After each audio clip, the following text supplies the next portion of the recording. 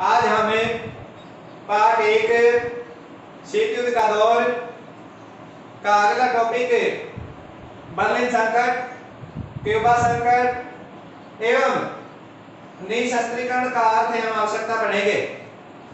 सबसे पहले मैं आपको बर्लिन संकट स्पष्ट करता हूं। बर्लिन जर्मनी की राजधानी थी और दूसरे विश्व युद्ध के बाद इटली और जर्मनी की हार हुई दूसरे विश्व युद्ध में, और एक समझौते के तहत जर्मनी को विजित राष्ट्रों ने बराबर बराबर भागों में बांट लिया। अमेरिका, इंग्लैंड, फ्रांस के हिस्से में जो भाग आए उन्हें पश्चिमी जर्मनी कहा गया, और सोवियत संघ के हिस्से में जो भाग आए उसे पूर्वी जर्मनी कहा गया। इसी प्रकार से जर्मनी की राजधानी बर्लिन को भी 4 भागों में बांटा गया, और अमेरिकी, फ्रांस और ब्रिटेन हिस्से की बर्लिन को पश्चिमी बर्लिन कहा गया, और सोवियत संघ के हिस्से के बर्लिन को पूर्वी बर्लिन कहा गया। जून 1948 में सोवियत संघ ने बर्लिन की नाकाबंदी कर दी, और अब अमेरिका, ब्रिटेन और फ्रांस बर्लिन तक अपने सैनिक सामान, खाद्य पदार्थ और दवाइयां पहुंचाने में असफल थे। इस पर प्रतिक्रिया स्वरूप अमेरिका ने सोवियत संघ से बातचीत करना मुनासिब नहीं समझा, और अमेरिका और इंग्लैंड ने हवाई मार्ग से खाद्य सामग्री, दवाइयां और सैनिक सामान बर्लिन को पहुंचाना चालू कर दिया। इस पर सोवियत संघ इतनी हिम्मत नहीं जुटा पाया कि वह अमेरिका और इंग्लैंड के वायुयानों को मार गिराए, और मई 1949 में सोवियत संघ ने बर्लिन की नाकाबंदी समाप्त कर दी। इस बर्लिन की नाकाबंदी के दौरान दोनों महाशक्तियां एक दूसरे के सामने युद्ध के लिए तैयार हो गई थी, और विश्व एक युद्ध के कगार पर खड़ा था। लेकिन सोवियत संघ के नाकाबंदी समाप्त करने के बाद युद्ध के बादल छट गए और बर्लिन की नाकाबंदी समाप्त हो गई। अगला टॉपिक है हमारा क्यूबा संकट। क्यूबा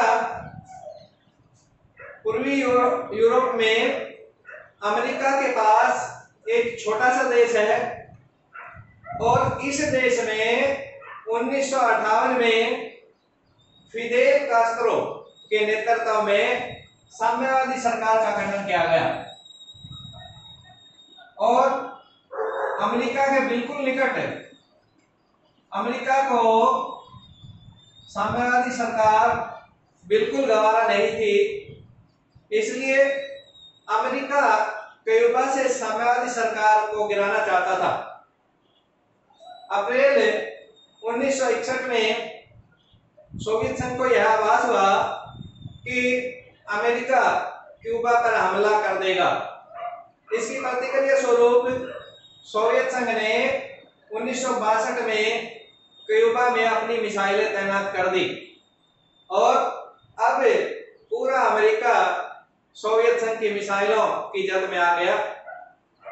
इसके परिणाम स्वरूप अमेरिकी राष्ट्रपति जॉन एफ कैनेडी ने अपने जंगी बेड़ों को क्यूबा की ओर रवाना कर दिया, और सोवियत संघ को धमकी दी कि या तो वो अपनी मिसाइलें हटा ले, वरना हम क्यूबा पर आक्रमण कर देंगे। और 1962 में दोनों देशों के सामने युद्ध की परिस्थितियां पैदा हो गई, और दोबारा से युद्ध के द्वार पर खड़े थे। इस संकट को क्यूबा संकट कहा गया और यह शीत युद्ध का चरम दौर था। तो इस प्रकार से क्यूबा संकट आपको समझ हुआ। एक बार फिर मैं बर्लिन संकट को रिपीट करता हूं। दूसरे विश्व युद्ध के बाद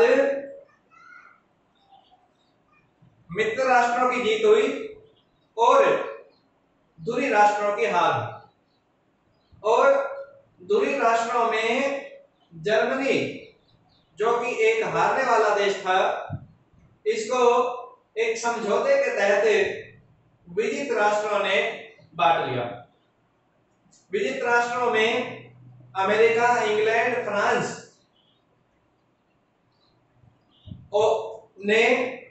और सोवियत संघ ने जर्मनी को बराबर बराबर 4 भागों में बांट दिया और अमेरिका, इंग्लैंड और फ्रांस के हिस्से को इकट्ठा करके पश्चिमी जर्मनी का निर्माण किया गया और सोवियत संघ के हिस्से को पूर्वी जर्मनी कहा गया। बर्लिन, जो कि जर्मनी की राजधानी थी, उसे भी बराबर बराबर 4 हिस्सों में बांटा गया और अमेरिकी, इंग्लैंड और फ्रांस के हिस्से को पश्चिमी बर्लिन कहा गया और सोवियत संघ के हिस्से को पूर्वी बर्लिन कहा गया। जून 1948 में सोवियत संघ ने बर्लिन की नाकाबंदी कर दी और अमेरिका, इंग्लैंड और फ्रांस को सैनिक सामान, खाद्य सामग्री, दवाइयां आदि पहुंचाने के लिए बाधित कर दिया। बर्लिन की नाकाबंदी से अमेरिका, इंग्लैंड और फ्रांस के सामने बर्लिन तक अपना सामान पहुंचाना कठिन हो गया। इसकी प्रतिक्रिया स्वरूप अमेरिका ने सोवियत संघ से बातचीत करना उचित नहीं समझा और उसने हवाई मार्ग द्वारा अपना सैनिक सामान, खाद्य सामग्री और दवाइयां पहुंचाना चालू कर दिया। सोवियत संघ इतनी हिम्मत नहीं जुटा पाया कि वह अमेरिका और इंग्लैंड के वायुयानों को मार दे और इसके परिणाम स्वरूप मई 1949 में सोवियत संघ ने बर्लिन की नाकाबंदी हटा दी। बर्लिन की नाकाबंदी से दोनों देशों के सामने युद्ध की परिस्थितियां पैदा हो गई थी और इस संकट को बर्लिन संकट कहा गया। तो इस प्रकार से दोनों संकट आपके सामने स्पष्ट हो गए। अब हम बात करते हैं, हमारा अगला टॉपिक है निशस्त्रीकरण का अर्थ एवं आवश्यकता। तो पहले मैं निशस्त्रीकरण के अर्थ को स्पष्ट करूंगा। निशस्त्रीकरण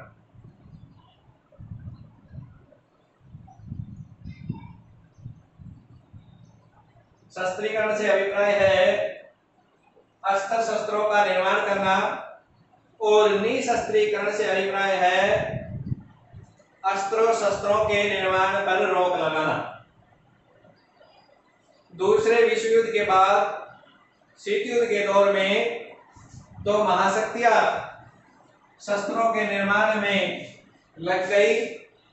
उनके बीच आणविक हथियारों के निर्माण की प्रतिस्पर्धा शुरू हो गई। 1952 में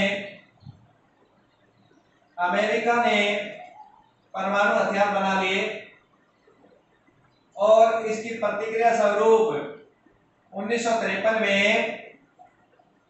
सोवियत संघ ने परमाणु हथियारों से भी ज्यादा घातक हथियार बना लिए। इस प्रकार से दोनों महाशक्तियां परमाणु युद्ध के कगार पर खड़ी थी और दोनों महाशक्तियों के लिए ही नहीं बल्कि विश्व के लिए मानव जाति पर संकट था। तो इस समय निशस्त्रीकरण की विशेष आवश्यकता थी। निशस्त्रीकरण से हमारा अभिप्राय है किसी देश के पास उपलब्ध अस्त्र शस्त्रों को कम करना तथा भविष्य में नए अस्त्र शस्त्रों का निर्माण न करना। अर्थात निशस्त्रीकरण से हमारा अभिप्राय है शस्त्रों के निर्माण पर रोक तथा उपलब्ध शस्त्रों को नष्ट करना। तो इस प्रकार से निशस्त्रीकरण का मार्ग प्रशस्त हुआ। और इसकी आवश्यकता क्यों पड़ी ये मैं आपको स्पष्ट करता हूं कि वो क्या कारण थे जिनके कारण विश्व को निशस्त्रीकरण की आवश्यकता पड़ी। सबसे पहला है हमारा शांति की स्थापना। विश्व 2 विश्व युद्धों से गुजर चुका था। पहला विश्व युद्ध 1914 से 1918 के बीच हुआ। दूसरा विश्व युद्ध 1939 से 1945 के बीच हुआ। और इन दोनों विश्व युद्धों में बहुत अधिक मात्रा में जान माल की हानि हुई। इससे विश्व का बहुत बड़ा नुकसान हुआ। और अगर तीसरा विश्व युद्ध होता तो हो सकता था कि मानव जाति विनाश के कगार पर पहुंच जाए। इसलिए विश्व के सभी देश इस खतरे को महसूस कर रहे थे कि अगर इसी गति से महाशक्तियां हथियारों का निर्माण करती रही तो वह दिन दूर नहीं होगा जब विश्व तीसरे विश्व युद्ध में प्रवेश कर जाएगा। और दूसरे विश्व युद्ध के बाद शीत युद्ध के दौरान तीसरे विश्व युद्ध की परिस्थितियां बनी। शीत युद्ध के दौरान अमेरिका और सोवियत संघ अनेक बार एक दूसरे के सामने आए और दोनों देशों के बीच आपसी टकराव हुआ। क्यों? क्योंकि दोनों देशों ने 2 गुटों का निर्माण किया, एक पश्चिमी गुट और एक पूर्वी गुट। अमेरिका ने पश्चिमी गुट का निर्माण किया और सोवियत संघ ने पूर्वी गुट का निर्माण किया। और ये दोनों गुट ही आपसी प्रतिस्पर्धा के दौर से गुजर रहे थे। इन दोनों देशों ने अनेक सैनिक संगठन बनाए जिनमें मुख्यतः 1949 में अमेरिका द्वारा नाटो का निर्माण, 1955 में सोवियत संघ द्वारा वार्सा पैक्ट का निर्माण और 1954 में अमेरिका द्वारा सीटो व सेंटो का निर्माण।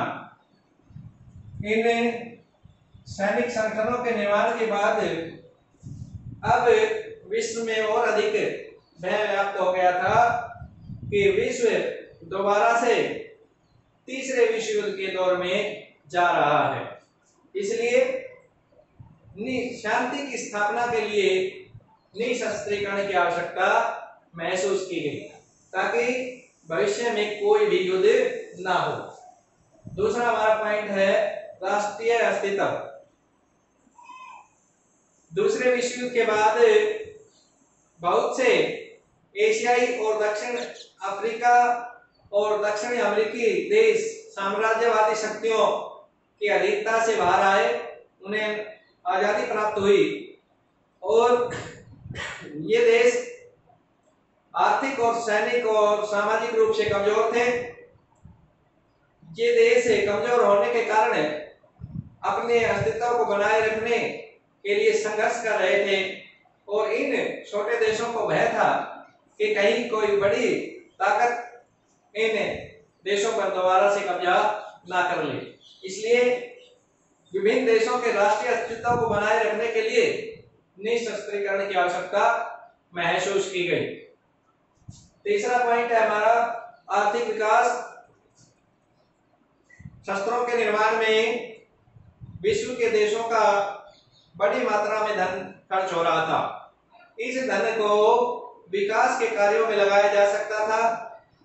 इसलिए विश्व के विभिन्न देशों ने यह महसूस किया कि अगर शस्त्रों के निर्माण पर रोक लगा दी जाए या उन्हें कम कर दिया जाए तो विभिन्न देशों का विकास किया जा सकता है। उन देशों में अनेक कल्याणकारी योजनाओं को चालू किया जा सकता है। चौथा पॉइंट हमारा नैतिक वातावरण। उचित नैतिक वातावरण बनाने के लिए विश्व में शस्त्रों के ऊपर नियंत्रण बहुत जरूरी था। अगर शस्त्रों की दौड़ विभिन्न देशों के बीच चलती रहती तो जो देश अत्यधिक मात्रा में हथियार रखते थे वे देश दूसरे देशों, छोटे देशों के लिए खतरा उत्पन्न कर सकते थे या खतरा थे। तो ऐसी अवस्था में विश्व के विभिन्न देशों के बीच आपसी तनाव या घृणा का वातावरण पैदा हो सकता था और जो वैश्विक नैतिक वातावरण है उसको नष्ट करने का कार्य कर सकता था। इसलिए विश्व में नैतिक वातावरण का निर्माण करने के लिए शस्त्रों के निर्माण पर रोक लगाना आवश्यक था या निशस्त्रीकरण आवश्यक था। लास्ट पॉइंट है हमारा आणविक संकट से बचाव। जैसा कि मैंने आपको बताया 1952 में अमेरिका ने परमाणु हथियार बनाए और उसकी प्रतिक्रिया स्वरूप 1953 में सोवियत संघ ने परमाणु हथियार बनाए या परमाणु हथियार से अधिक संघातक हथियार बनाए। इससे दो महाशक्तियों के बीच परमाणु युद्ध की संभावना बढ़ गई और यह आवश्यकता महसूस की गई कि इन हथियारों को नष्ट किया जाए या कम किया जाए। तो इस प्रकार से विश्व को निशस्त्रीकरण की आवश्यकता महसूस हुई। इस प्रकार से मैंने आपको निशस्त्रीकरण का अर्थ एवं आवश्यकता स्पष्ट की। आज के हमारे टॉपिक से समाप्त होते हैं। प्यारे बच्चों, आज हम इतना ही पढ़ेंगे। धन्यवाद।